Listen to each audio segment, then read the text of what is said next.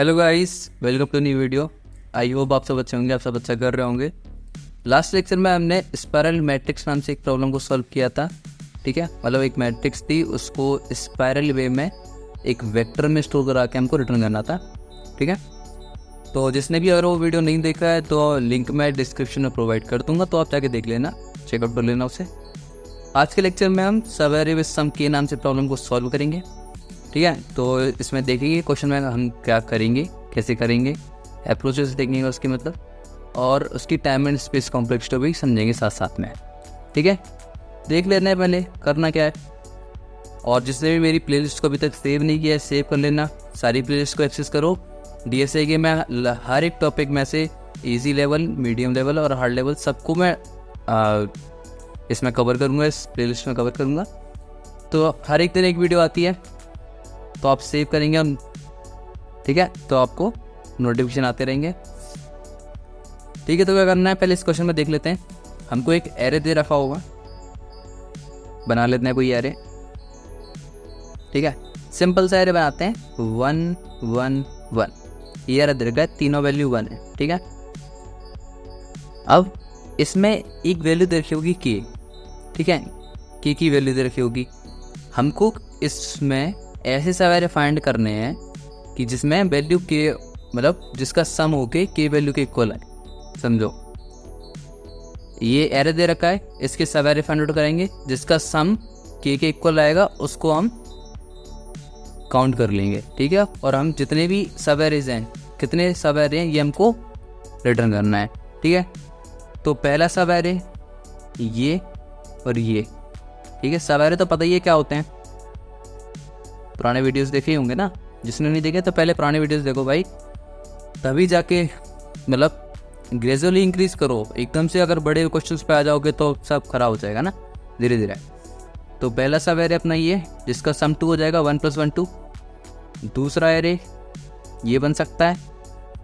ठीक है, और कोई बन सकता है क्या? नहीं, दो ये सब एरे बन सकते हैं ना, जिसका सम 2 हो सकता है।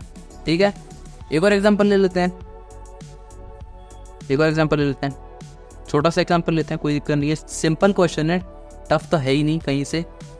इसकी वैल्यू 3 मान लेते हैं। ठीक है, अब सब एरे देखते हैं। 1 और 2 मिलकर 3 हो सकता है, ये दोनों मिलकर 3 हो सकता है ना, ये दोनों मिलकर 3 हो रहा है, 1 और 2 प्लस होके। और 3, एक अकेला 3 भी देखा जाए तो ये भी एक सब एरे होगा, है ना। तो इसका भी आंसर 2 रहेगा, इसका भी आंसर 2 रहेगा। ठीक है, तो आई होप क्वेश्चन तो समझ में आ गया होगा। इसकी डायरेक्ट अप्रोचेस देखते हैं अब। ठीक है, अप्रोच 1 हमारी, अप्रोच 1 हम बोल सकते हैं ब्रूट फोर्स। ठीक है, ब्रूट फोर्स क्या करेंगे, फॉर लूप चला के, नेस्टेड फॉर लूप चला के सारे सबएरेस को जनरेट करेंगे, और उसका सम हम अगर के इक्वल आएगा तो काउंट प्लस प्लस करके उसको काउंट को रिटर्न कर देंगे। ये हमारा रहेगा। ड्राई रन देख लो किस तरीके से होगा, जल्दी जल्दी। ये कोई एरे है, ठीक है, 1 2 3 4 5। अब एक फोर लूप यहाँ से चलेगा और उसके अंदर दूसरा फोर लूप इसके साथ से आगे बढ़ेगा ना। ठीक है, तो ये आई मान लेता है और ये जे मान लेते हैं। तो पहला लूप आई चलेगा एंड तक, स्टार्टिंग से लेके एंड तक, और जे चलेगा आई से लेके एंड तक। ठीक है, तो अब सबसे पहले जे में ये वैल्यू के लिए, सम में ये के लिए वैल्यू है, सम ले लेते हैं वेरिएबल जिसमें अभी 0 वैल्यू है। तो सबसे पहले हम इसको प्लस कर देंगे तो ये 1 हो जाएगा। ठीक है, अब चेक कर लेंगे क्या ये के इक्वल है, क्या ये के इक्वल है। नहीं इक्वल है तो छोड़ दो, अगर इक्वल है तो काउंट प्लस प्लस कर देंगे। ठीक है, ये चीज़ समझ में आई। ठीक है, अगर ऊपर वाला ही हम इसका ट्राई रन करें तो ये 4 5 नहीं है ना, तो 4 5 को हटा देते हैं। 1 2 3 सिंपल सा ड्राई रन करते हैं अपन। देखो, ये स्टार्टिंग से लेके एंड तक चलेगा। सम की वैल्यू पहले 0 थी, अब जे की वैल्यू आ गई तो जे प्लस हो गया, है ना, एरे ऑफ जे। तो ये प्लस हो गया, 1 आ गया इसमें सम की वैल्यू। अब चेक किया क्या ये के इक्वल है। इसके लिए के क्या था, 3, इसके लिए के था 3। क्या ये के इक्वल है? नहीं इक्वल है, नहीं इक्वल है। तुमने क्या किया, अभी ये सम हमारा के इक्वल नहीं है, तो बोलेंगे जे आगे को बढ़ जाओ, जे आगे बढ़ जाएगा, और सब में ऐड हो जाएगा, तो +2 तो ये 3 हो जाएगा। ठीक है, अब देखिए क्या ये के इक्वल है? हाँ ये इक्वल है, तो काउंट को प्लस प्लस करा देंगे। ठीक है, तो काउंट की वैल्यू इनिशियली क्या हो जाएगी 0 और अब हो जाएगी 1 क्योंकि इक्वल इक्वल आ गया। ठीक है, तो आगे बढ़ते हैं, जे की वैल्यू यहाँ पे इसको प्लस कराएं तो ये 6 हो जाएगा, तो है ना, क्या ये इसके इक्वल है? नहीं है। अब ये लूप खत्म हो गया है जे का, तो आई आगे बढ़ जाएगा अब। ठीक है, जे कहाँ से लेगा? आई से लेके एंड तक, तो जे यहाँ पे आ गया। तो अभी सम की वैल्यू 0, ठीक है, सम की वैल्यू 0, फिर ये 2 हो जाएगी, 2 के 3 के इक्वल नहीं है, तो ठीक है। अब आगे बढ़ेंगे तो 2 + 3 5 हो जाएगा, है ना, तो 5 भी 3 के इक्वल नहीं रहेगा। ठीक है, सिंपल सिंपल ट्राई नहीं है तो इतना ज़्यादा इसमें देख लीजिए तो नहीं है, डायरेक्ट कोड लिखते हैं इसका, तो सिंपल सा कोड रहेगा। क्या करेंगे, काउंट में हम आंसर शो कर रहे हैं ना, तो इंट काउंट इक्वल 0, काउंट हमारा ये। अब क्या करना है, फॉर लूप चलाना है, तो for int i equals to 0 से लेके i smaller than ARR dot size, ARR हमारा एरे का नाम, आई प्लस प्लस फॉर। अब यहाँ पे हमको एक वेरिएबल और मानना पड़ेगा, इंट सम, जिसमें हम 0 इनपुट करा लेंगे इनिशियली। अब ये for loop for int j equals to i से लेके j is smaller than ARR dot size और j प्लस प्लस। ठीक है, सम में ऐड कराएंगे, sum plus equals to ARR of i, add करा दिया हमने। ऐड कराने के बाद क्या करना था, हमको चेक करना था क्या ये के इक्वल है। हम चेक करते हैं, इफ सम इक्वल इक्वल के, अगर के इक्वल है तो हम काउंट को प्लस प्लस करा देंगे, काउंट को प्लस प्लस कराएंगे, अदरवाइज छोड़ दो, कुछ मत करो। और ये फॉर लूप बंद हुआ, दोनों फॉर लूप बंद होने के बाद हम अपने काउंट को रिटर्न करा देंगे, रिटर्न काउंट। ठीक है, तो इससे हमको मिल जाएगा अपना आंसर। ठीक है, तो अप्रोच 1 तो सिंपल थी, इसकी टाइम कॉम्प्लेक्सिटी नेस्टेड लूप है, लूप के अंदर लूप, क्या आंसर आएगा, बिग ऑफ n², मतलब टाइम कॉम्प्लेक्सिटी है ये ना। ठीक है, स्पेस कॉम्प्लेक्सिटी कोई हमने ली नहीं, कोई स्पेस नहीं लिया ना, big of 1, time complexity space complexity आ गया। ठीक है, तो अब देखते हैं इसकी अप्रोच 2, उसको समझेंगे अच्छे से और ड्राइंग उसको अच्छे से करेंगे। तो अप्रोच 2 में हम यूज़ करेंगे प्रीफिक्स सम। देखो जो एरे होता है, एरे में सम और सब एरे, इनका जब भी कॉम्बिनेशन आता है ना, तो प्रीफिक्स सम बड़ा इंपॉर्टेंट रोल निभाता है, मतलब प्रीफिक्स सम काफ़ी जगह यूज़ होता है। ठीक है, प्रीफिक्स सम होता क्या है, वैसे जिसने पुरानी वीडियोस देखी हैं उनको पता होगा प्रीफिक्स सम होता क्या है, फिर भी मैं जल्दी जल्दी एक बार बता देता हूँ। कोई एरे है, ठीक है, एरे है, बना लेते हैं एरे। ठीक है, 1 -1 1 2 3, इसके लिए हमको k की वैल्यू दे रखी है 2 मान लेते हैं अभी के लिए। ठीक है, ऐसा कुछ दे, तो इस एरे का प्रीफिक्स सम क्या बनेगा, इस एरे का प्रीफिक्स सम है ना, वो बनेगा कि इस बॉक्स के लिए तो ये 1 हो जाएगा। ठीक है, अब इस बॉक्स के लिए इसके पुराने जितने भी एलिमेंट्स होंगे उनका सम, इसको मिला के जो भी आएगा वो इधर स्टोर हो जाएगा, मतलब 1 - 1 इज 0, तो यहाँ पे 0 स्टोर होगा। ठीक है, इसका एक प्रीफिक्स सम एरे बना लेते हैं, तो इसके लिए तो 1, ठीक है, इसके पीछे कोई एलिमेंट सही नहीं, इसके लिए 1 है तो 1 - 1 इज 0। अब इसके लिए तीनों का एडिशन क्या होगा, यहाँ तक का एडिशन तो हमको पता है 0, तो इसको प्लस करेंगे तो बात वही आएगी ना कि इस तीनों को प्लस करो या सिर्फ इसको प्लस करो।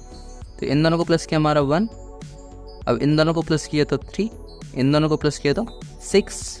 ठीक है, तो ये प्रीफिक्स एरे बन गया हमारा, प्रीफिक्स सम एरे है ना, प्रीफिक्स सम एरे, ये हमारा प्रीफिक्स सम एरे बन गया। ठीक है, अब इसकी हेल्प से हम यूज़ क्या करेंगे, हम अपने आंसर को रिटर्न करेंगे, आंसर को निकालते हैं।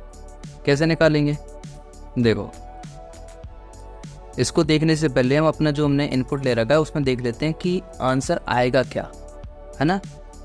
तो 2 कहाँ कहाँ मिलके होगा, देखो ये इन दोनों मिलके नहीं होगा, इन दोनों को मिलके नहीं होगा, कहीं 2 यहाँ तक तो नहीं दिख रहा है। अगर इन तीनों को भी मिला देंगे ना तो ये -1 है तो 1 आंसर आएगा, ठीक है। तो 1 + 2 3 हो रहा है और -1 को साथ में जोड़ दें तो ये 2 हो रहा है। यहाँ से लेके यहाँ तक एक 2 हो रहा है, ये अकेला इंडिविजुअल भी 2 है ही, है ना। और कहाँ हो रहा है, बस इस पास 2 ही दिख रहे हैं, है ना। तो इसका आंसर 2 होना चाहिए, इसका आंसर 2, ठीक है। अब देखो ये हमारा प्रीफिक्स सम है वो कैसे काम आएगा। देखो हम क्या करेंगे, इस प्रीफिक्स सम में स्टार्टिंग से लेके एंड तक हम ट्रेवर्स करेंगे, ठीक है।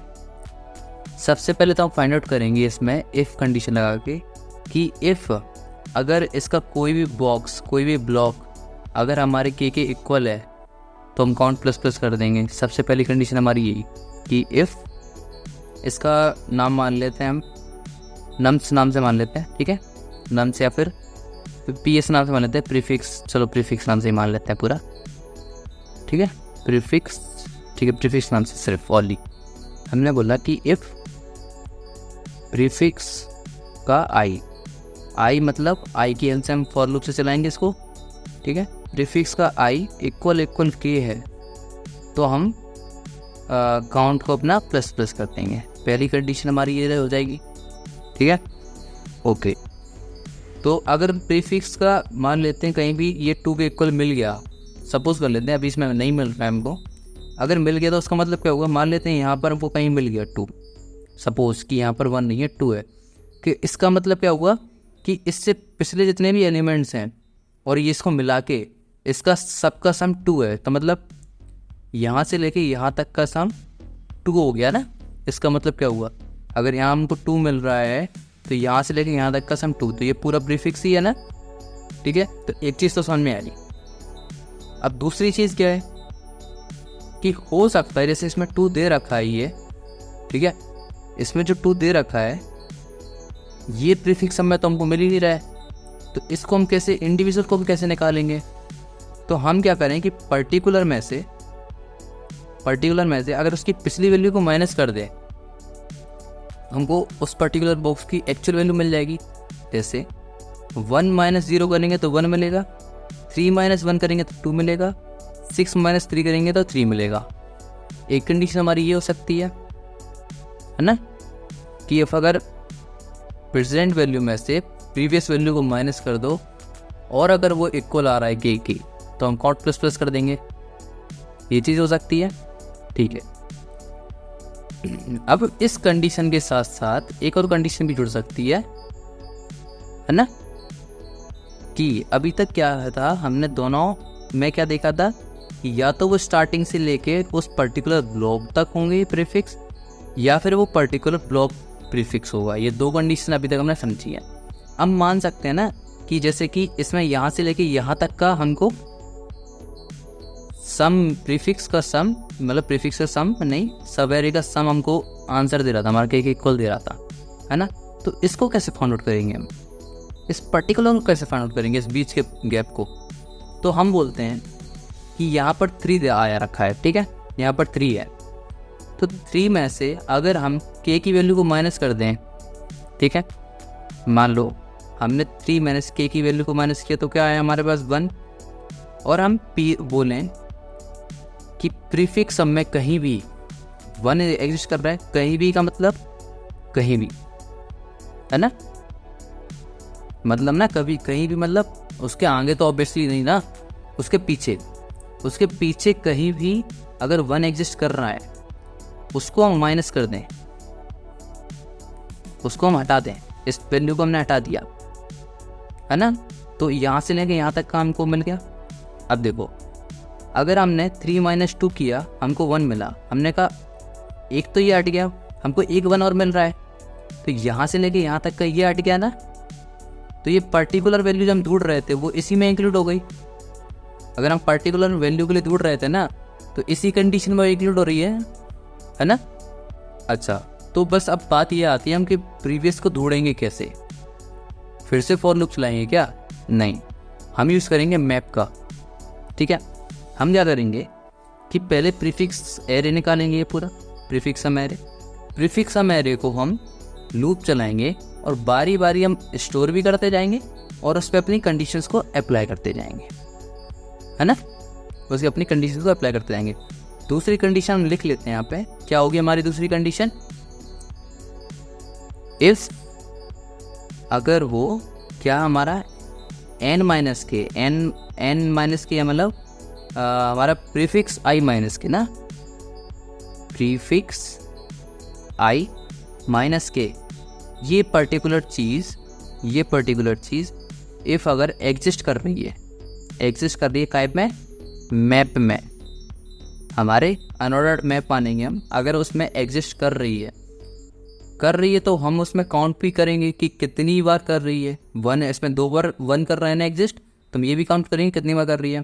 तो जो भी हमारा UMP नाम से अगर हमने माना होगा तो UMP प्रीफिक्स i माइनस के 1 हो जाएगा ना, तो इसकी जगह 1 आ जाएगा। तो UMP 1 में हमारी वो फ्रिक्वेंसी स्टोर होगी, उसकी कितनी बार आ रहा है, 2 बार आ रहा है, तो उतने हम काउंट में प्लस कर देंगे।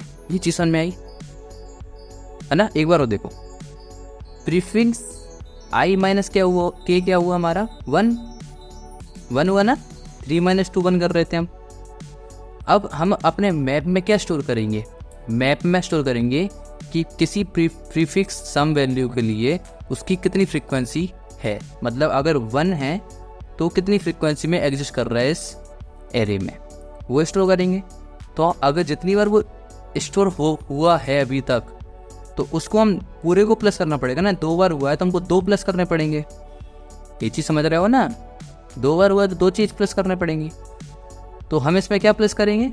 UMP प्रीफिक्स i माइनस के क्या, ये पूरी चीज़ हमको क्या लगे देगी? देखो, ये चीज़ हमको 1 ला के देगी और UMP 1 हमारा उसकी फ्रिक्वेंसी दे देगा, है ना। तो ये हम काउंट में प्लस करा देंगे। सॉरी, इसमें इस चीज़ लिखनी पड़ेगी, काउंट इजकल्स टू ये चीज़। 2 कंडीशन हमको मिल गई। अब इसका कोड देखते हैं, बड़ा अच्छे से कोड देखेंगे, सिंपल कोड रहेगा।